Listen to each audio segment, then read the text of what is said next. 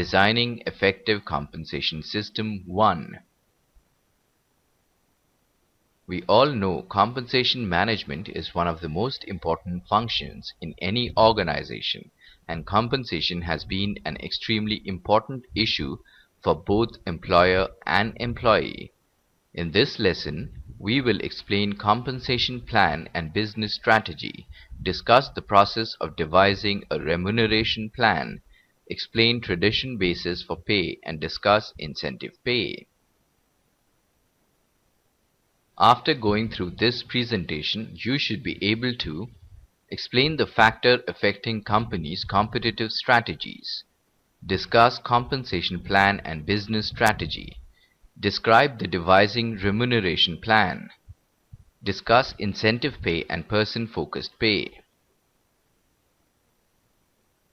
Factors that were usually taken into consideration while making the compensation strategy are organization's ability to pay.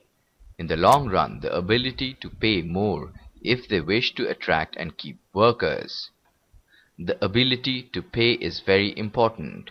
Marginal firms and non-profit organizations like hospitals and educational institutions paid relatively low wages because of low or no profits. Supply and demand of labor. The labor market conditions or supply and demand forces operated at the national, regional, and local levels and determine organizational wage structure and level. Prevailing market rate. This is also known as the comparable wage or going wage rate and was most widely used criteria. Cost of living. The cost of living pay criteria is usually regarded as an automatic minimum equity pay criteria. Living wage. This criteria means that wages paid should be adequate to enable an employee to maintain himself and his family at a reasonable level of existence. Productivity. It is another criteria and was measured in terms of output per man-hour. It was not due to labor efforts alone. Trade unions' bargaining power. Trade unions do affect rate of wages. Generally, if the trade unions are powerful, then the wages would be higher. Job requirements. Generally, the more difficult a job, the higher are the wages. Managerial attitudes. Top management's desire to maintain or enhance the company's prestige had been major factor in the wage policy of a number of firms. Psychological and social factors. These determined in a significant measure how hard a person will work for the compensation received or what pressures he would exist to get his compensation increased. Psychologically, persons perceived the level of wages as a measure of success in life. Compensation policy is derived from organizational strategy and its policy on overall human resource management. In order to make compensation management to work effectively, the organization should clearly specify its compensation policy, which must include the basis for determining base compensation, incentives and benefits, and various types of perquisites to various levels of employees.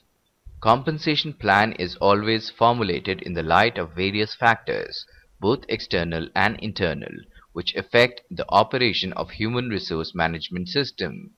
Various external factors are conditions of human resource market, cost of living, level of economic development, social factors, pressure of trade unions, and various labor laws dealing with compensation management. Money makes the mare go is the proverb. It holds good for all the factors participating in the business process expects its fair share of prosperity of the business. Compensation or reward system play a vital role in the business organization. Any remuneration plan must be understandable, workable, and acceptable. The remuneration plan must be determined keeping in mind the requisites and the components. The following steps must be followed in designing a remuneration plan.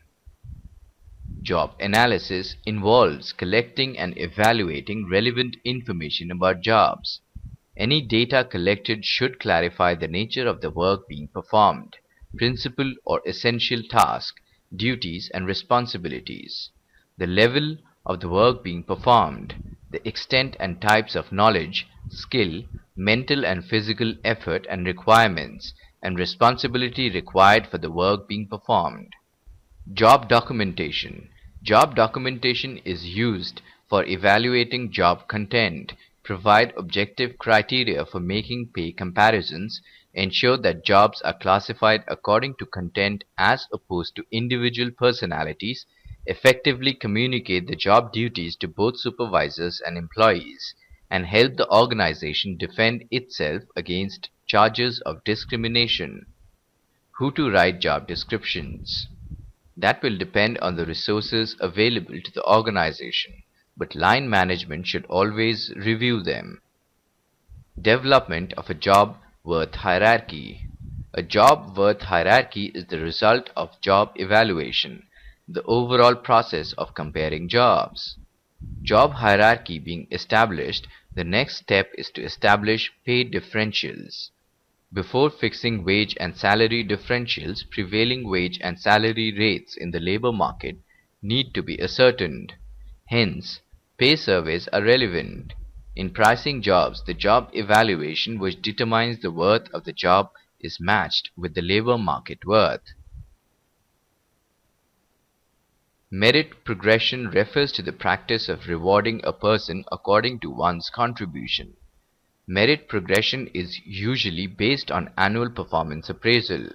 When the person's performance is outstanding or distinctively above average, the organization may like to reward him with extra over and above the normal increment. Usually, most pay scales provide for steep increase over a time scale. Annual increments in basic pay accrue to the employee as he accumulates experience till he reaches the end of the pay scale. Some organizations provide for time-bound promotions and stagnation allowances too. Time-bound promotions refer to the practice of promotion to the next grade after the person completes service in the present grade for a specified number of years. Stagnation allowance refers to the practice of sanctioning extra increment or lump sum amount after the person reaches the end of the pay scale. Incentives can be classified into 1. Direct compensation and 2. Indirect compensation. Direct compensation includes the basic salary or wage that the individual is entitled to for his job. Indirect compensation includes protection programs like insurance plans, pensions, etc., pay for time not worked, services and perquisites. Group or area incentive schemes provide for the payment of a bonus either equally or proportionately to individuals within a group or area. The organization-wide incentive system involves cooperation and collective effort of the employees and management in order to accomplish broader organizational objectives. A well-designed incentive pay program is very important for any organization. The following points should be considered before designing a pay program.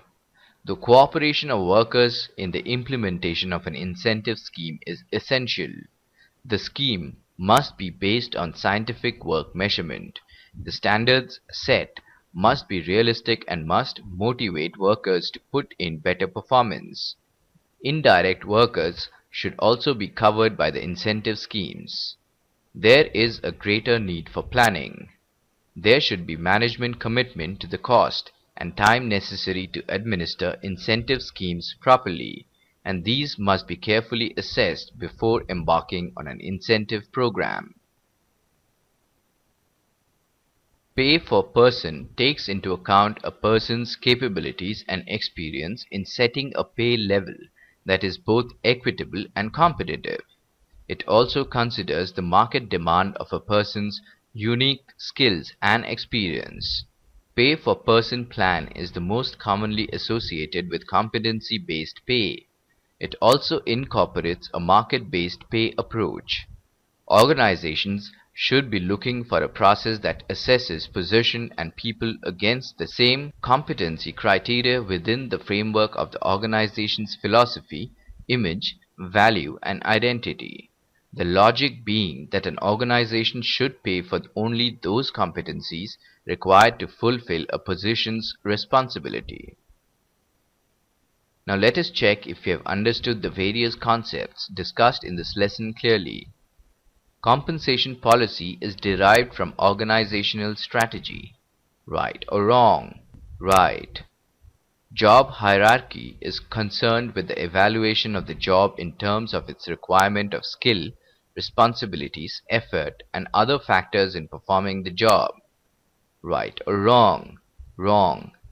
Direct compensation includes the basic salary that the individual is entitled to for his job. Right or wrong?